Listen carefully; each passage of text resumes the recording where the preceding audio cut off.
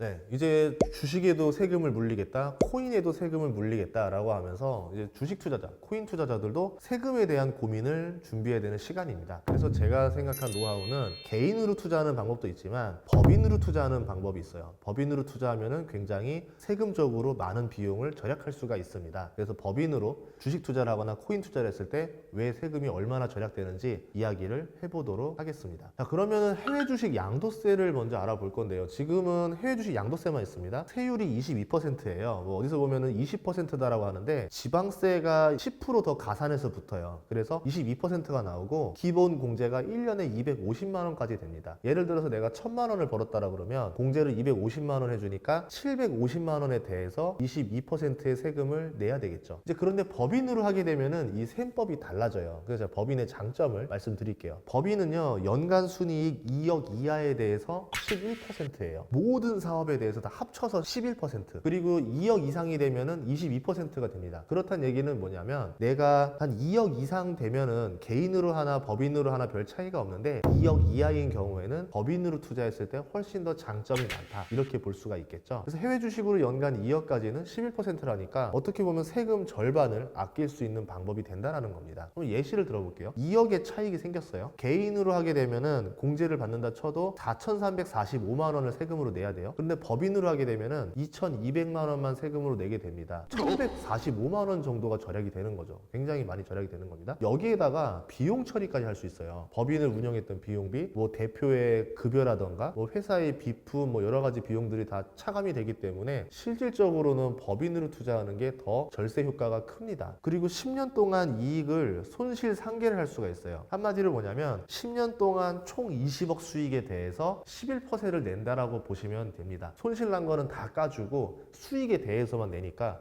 어떻게 보면은 개인보다 법인이 유리할 수 있다는 거죠. 그런 반면에 개인은 어떻습니까? 그 해에 대해서 벌었으면 물리고 손실 났다라고 돌려주는 게 없죠. 뭐 나중에 이제 법이 바뀌게 되면은 그때는 이제 5년 상계를 해주긴 하는데 그렇다 하더라도 법인의 10년 상계가 훨씬 더 유리하다라는 거죠. 만약에 제가 법인으로 했을 때 10억 정도의 수익이 났다라고 하면 또 어떻게 봐야 되느냐? 법인을 5개 만들면요, 법인당 매각 차익이 2억씩 됐을 경우에 회율이 결국은 총 11%가 됩니다. 그러면은 내가 2억당 법인 하나씩을 만들면 된다라는 거죠. 물론 내가 이 투자를 했을 때 그렇게 될지 안 될지 누가 알겠어요? 솔직히 몰라요.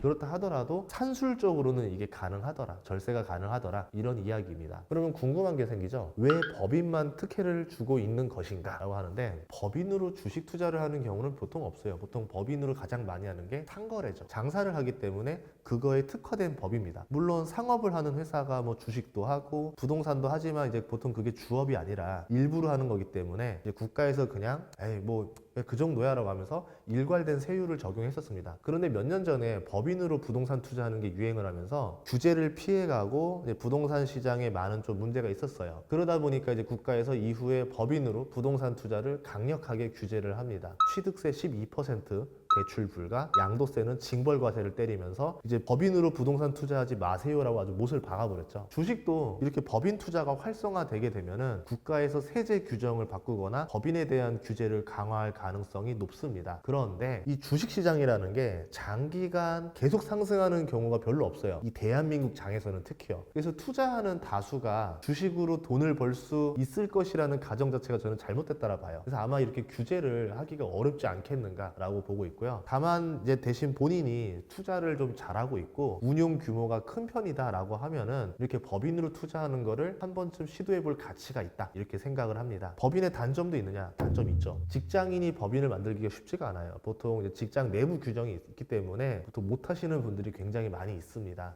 또 단점 중에 하나가 매달 세무사에게 이제 기장 대리를 맡겨야 돼요. 기장 대리 비용이 저렴하다 하더라도 10만 원이 넘거든요, 한 달에. 그럼 내가 수익도 못 나는데 이 기장 대리 비용까지 나오니까 손해가 날 수도 있다라는 거죠. 그 외에 뭐 부가세를 낼 수도 있어야 되고 사업장이 있어야 되니까 뭐 임차료도 있어야 되고 뭐 사무실이 있어야 되니까 뭐 수수료 같은 잡비 등이 발생할 수도 있다라는 거죠. 수익을 내지 못할 경우에는 오히려 손실이 더 커진다, 이렇게 볼 수 있습니다. 국내 주식 양도세도 이제 2023년부터 도입이 되거든요. 연간 5천만 원 초과하는 차익에 대해서 22%의 세금을 냅니다. 3억을 초과하게 되면은 25%의 세금을 내게 됩니다. 지방세까지 하면 27.5%가 되겠죠. 과세 기준 지금 취득 금액은요, 2022년 12월 31일 마지막 날 최종 시세 또는 내가 산 가격 중에서 더 큰 금액으로 취득 금액을 쳐줘요. 그러니까 어떻게 보면 세금적으로 유리하죠. 그래서 굳이 우리가 막 연말에 샀다가 연초에 다시 사는 뭐 이런 수수료 발생 나는 일을 할 필요는 없습니다. 코인 과세도 생겼어요. 와, 이제 코인도 과세라니? 라고 했는데 2022년 수익에 대해서 2023년부터 과세를 시작해요. 한마디로 내년부터 이제 코인으로 번 돈을 내후년에 세금을 내야 된다는 얘기입니다. 2022년 세금 계산해 보니까 22%가 나와요. 그럼 해외 주식이랑 세율이 똑같네? 라고 하는데 다른 거 하나가 뭐냐면 양도소득세예요. 해외 주식은 양도소득세고 250만 원 공제, 코인도 마찬가지로 250만 원 공제인데 기타 소득세로 보고 있습니다.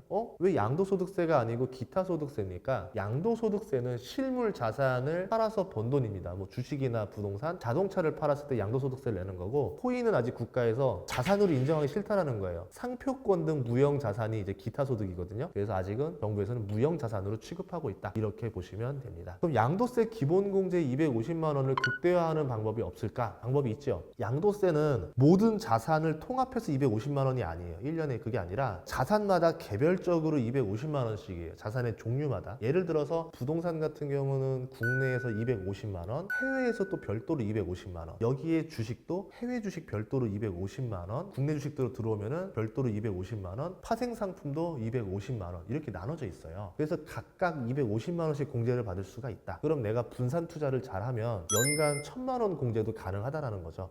여기에 코인까지 더해지면은 연 1250만 원 공제를 받아서 절세를 할 수 있다라는 겁니다. 그리고 이제 이자 배당 소득세를 잘 활용해서 절약하는 방법이 있는데요. 이자나 배당 소득 같은 경우는 15.4%의 세금을 내고 있어요. 해외 주식이라던가 코인 과세가 22%니까 이거보다 저렴하죠. 하지만 이제 이자 배당 소득세는 기본 공제가 없다라는 단점이 있습니다. 연간 2천만 원까지는 15.4%의 분리과세고 이제 거길 초과하게 되면은 종합소득세에 반영이 돼요. 그래서 종합소득세를 고려했을 때 이자 배당 소득은 연 2천만 원 이내로 관리하는 게 유리하다 이렇게 볼 수 있습니다. 소득세율을 보면은 구간이 낮을 때 1200만 원 이하는 6.6%지만 보통 우리가 가장 평균적으로 많이 버는 연봉 구간인 1200에서 4600 구간에 도달하면 16.5%예요. 그리고 4600만 원 이상부터는 세율이 26.4%가 되니까 내가 소득이 한 3000만 원, 4000만 원 정도 수준이다라고 하면은 소득세로 포함되는 게 나쁘지 않을 수가 있는데 그 이상 넘어가게 되면 소득세에서 불리해질 수 있다는 거죠. 그래서 양도소득세 22% 적용을 안 받고 배당소득세로 적용받는 투자가 굉장히 유리하다라고 볼 수 있습니다. 대표적으로 어떤 방법이 있느냐면 주식 투자를 하더라도 영리하게 하는 거예요. 국내 상장 해외 ETF가 있습니다. 이거를 하면은 해외 펀드로 취급을 해요. 그래서 배당소득세 15.4%를 매깁니다. 양도소득세가 아니에요. 근데 반면에 해외에 상장한 해외 ETF를 투자를 했어요. 예를 들어서 내가 S&P 500 지수를 그냥 미국 주식으로 ETF를 투자했다라 그러면은 양도소득세 22%가 발생합니다. 그러면 국내에 있는 S&P 500 ETF를 투자하면은 배당소득세 15.4%를 내니까 어디서 사냐에 따라서 절세 효과도 달라진다는 거죠. 법인 설립에 대해서도 이야기 조금 더 해볼게요.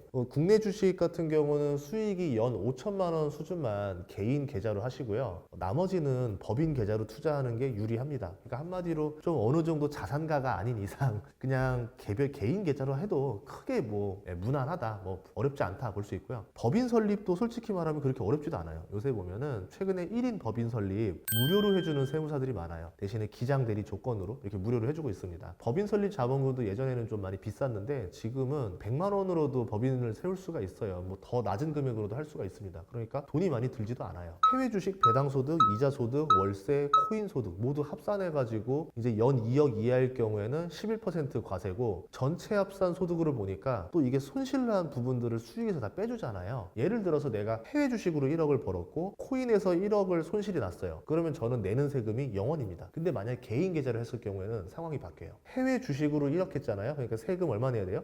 2200만 원 내야 되겠죠. 그리고 코인에서는 내가 손실 났다고 돌려주는 돈 있습니까? 없죠. 그럼 저는 실제로는 돈 번 게 없는데 세금만 2200만 원 내는 억울한 상황이 나올 수도 있다는 거예요. 그만큼 법인이 훨씬 더 합리적이고 유리하다 이렇게 볼 수 있겠죠. 세금을 오랫동안 제가 내본 경험자로서 이야기하면요, 아마 낸 세금으로 집 한 채 살 수 있었던 것 같아요.